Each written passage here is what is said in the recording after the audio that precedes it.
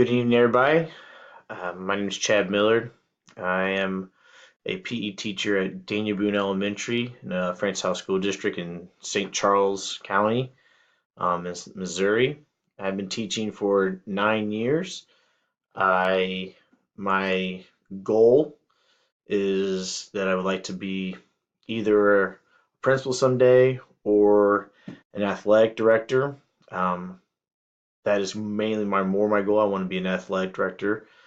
Um, but I'd like to take those classes because I wanted to develop more confidence in myself as a leader and how to be more initiative and taking control of things that are in my class or in my school and opportunities.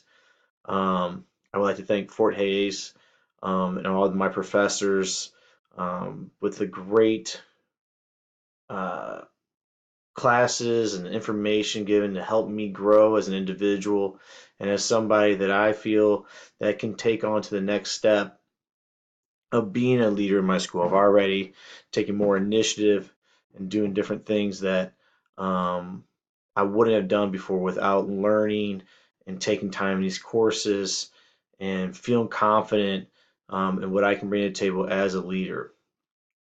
So going to my eportfolio, um, I'm going into my philosophy of education, and my philosophy as an educational leadership, I want to be a leader that is visible to staff, to parents. I want to be accountable. I want to lead by an example. What I expect from my students and staff, I need to have that same thought process for myself and what I want to achieve and what I want to do as a school. Setting clear expectations. I think that's been one of my biggest things with previous principals I've had is the expectations change and are not clear of what we want to do. And I want to be that person where people know where I stand, be upfront with them, and build relationship and values of our school through like those expectations I have. One of the quotes that I really resonated with me was, "My job is to help others outperform me."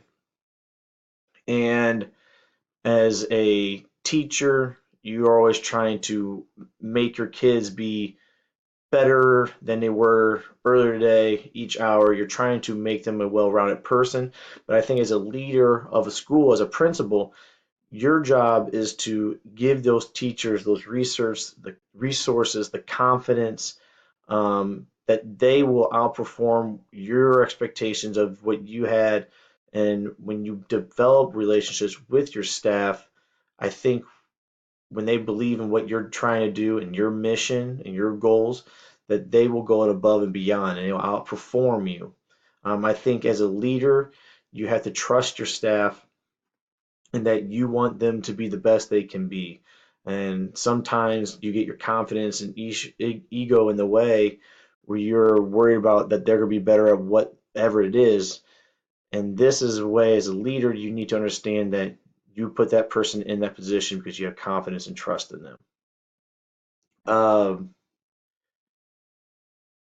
I want to also create a school climate that encourages self improvement, creates motivation, and discourages the idea of I can't, but we want that I will mentality. It allows out of box thinking, encourages creativity and new thinking. We want people to not just be, we want to be innovative. And this is not just for students. I want my teachers to be that same way. I want them to take an idea and feel confident I'll back them. And if it doesn't work, it doesn't work. But I don't want my teachers feeling restricted and nervous about trying to bring in a new way of teaching, a new way of learning, because we're always trying to self-improve, and it needs to be something motivated. When teachers get behind something that they're passionate about, it really is that motivation. And then the I can't but I will type of motto is that it might not be done yet, but it will be done. I will be able to whatever.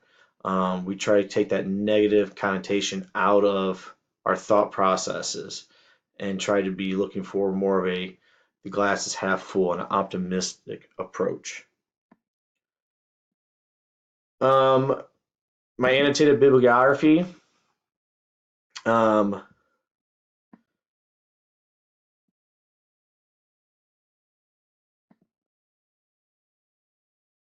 get this opened up. So my annotated bibliography, I try to go through not just what I used as through my lessons, but stuff that's kind of helped me along the way, working with certain principals, athletic directors, recommendations, and trying to have a good variety of stuff. So, like my 9 truths of data analysis, we're trying to teach for higher test scores while their main or focus on how they proceed throughout the state, but often they seem to miss the importance of what is best for a student and how to use that knowledge. So we're trying to find that truth of data analysis. It was a very good class that we took, or I took, sorry. Um, Power of public relations in schools, and quite a few different ones from curriculum to technology. Um, One of the ones that I have always enjoyed and I used quite a lot throughout my time in my classes is Coach Wooden. He's one of my people I've always looked up to and try to emulate as a coach, as a teacher, as a person, as a man. Um, is the Coach Wooden's Pyramid to Success. Um, it's something I've always recommended to anybody I ever talked to, but it really helps me when I'm making decisions, when I was doing my login hours, when I'm watching, being like the site supervisor at a basketball game, or if I got to make a difficult decision from at a parent night or whatever. I always try to look back when it's a tough call if I'm meeting one of Coach Wooden's 15 pillars, and it kind of helps me to figure out like, okay, be initiative. So like make a decision. You know, failure to act is often the biggest failure of all. Um, when I'm thinking about what I want to be, and as when I was thinking about being what part of a leader I want to be, um, he talks about his cornerstone, which is about enthusiasm, saying your heart must be in your work. And for me to be the best I can be, I need to be passionate about it. And then he goes on to many different ways: self control, cooperation, loyalty. And it's just a great pyramid thing. I actually have it hanging in my gym of just how to be successful in leadership. So it's a great book that I've read many times. I used throughout the whole time that I just wanted to share with you guys because it was very helpful with me for sure. Um, 8 minutes. So being in elementary, tried to get as few as some of those pictures, just things I've done. I have PowerPoint of trauma training. I was at a elementary intramural basketball game as a supervisor there. Everything from doing lunchroom duties to movie nights, trying to find those extracurricular things that was community involved, getting to know children. Uh, it was just a great experiences throughout.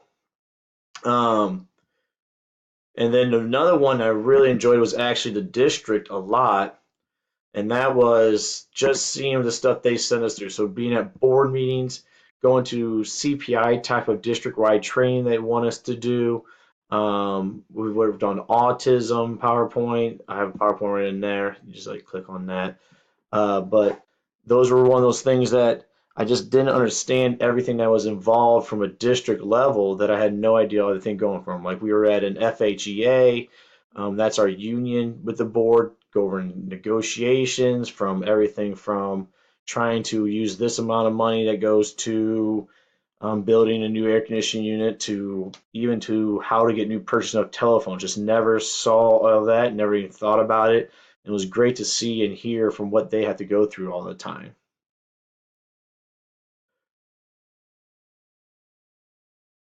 My activity log, go to that.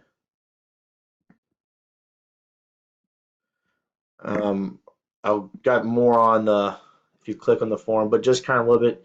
Um, District wide, a lot of autism training. That was something that they're trying to have us have these forms that they're trying to get people to understand. One of the coolest ones I went to was the brownies with the board.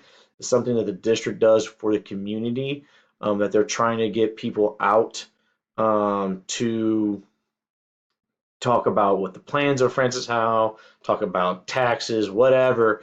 And it was like a friendly way of doing it, which was a great. One of the biggest things that I've been doing these past like couple or past year or so has been trauma training.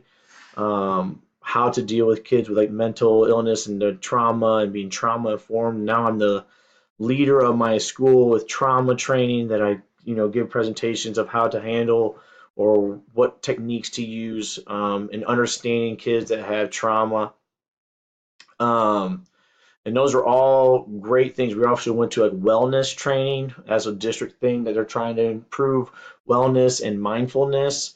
How to be able to teach our teachers how to and students, but how to calm ourselves and how to focus on one thing and take breaks throughout the day to focus and clear our mind because throughout the year, especially now we have our testing, state testing coming up. We're trying to get that all set up and a lot of things going on, especially as we wrap up this quarter.